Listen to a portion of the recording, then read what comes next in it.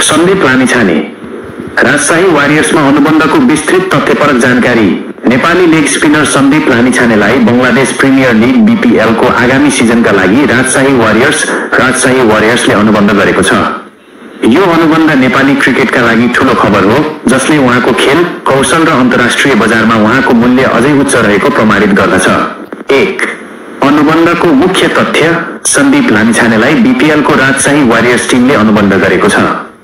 यो अनुबन्ध उहाँको करियरको एक महत्त्वपूर्ण फर्को हो, किनकि बीपीएल एसियाकै सबैभन्दा प्रतिस्पर्धात्मक T-20 लिग मध्ये पर्छ। 2. राजशाही वारियर्सका लागि रणनीतिक महत्त्व। राजशाही वारियर्सले सन्दीपलाई अनुबन्ध गरेर बलियो रणनीतिक निर्णय लिएको छ। पिचको अनुकूलता। बंगलादेशका पिचहरू परम्परागत रूपमा स्पिनरहरूका लागि सहायक हुन्छन्।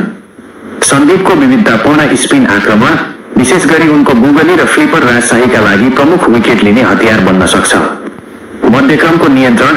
T-20 क्रिकेटमा 7 देखि 15 ओभरको अवधिमा रनको गति रोक्नु र विकेट लिँदै दबाव बनाउनु महत्त्वपूर्ण हुन्छ। सन्दीपले विदेशी लिगहरूमा यो भूमिका सफलतापूर्वक निर्वाह गरिसकेका छन्। अनुभव र मूल्य। उहाँको बीबीएल र सीपीएल जस्ता लिगहरूको अनुभव राजशाहीको बलिङ आक्रमणलाई गहिराई दिनुका साथै टिमलाई दबावपूर्ण स्थितिमा व्यवस्थापन गर्न मद्दत गर्नेछ। 3. नेपाली क्रिकेटमा सन्दीपको पुनरागमनको प्रभाव। सन्दीपको बीपीएलमा अनुबन्ध हुनु सम्पूर्ण नेपाली क्रिकेट समुदायको लागि गर्वको विषय हो र यसका निम्न प्रभावहरू छन्। खेल कौशलमा निखार।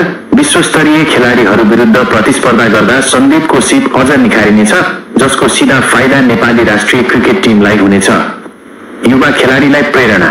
उहाँको निरन्तर सफलता र पुनरागमनको कथाले नेपालका अन्य युवा क्रिकेट खेलाडीहरूका लागि अन्तर्राष्ट्रिय लिगहरूमा पुग्न प्रेरणाको स्रोत बन्नेछ। विश्वसनीयताको पुष्टि।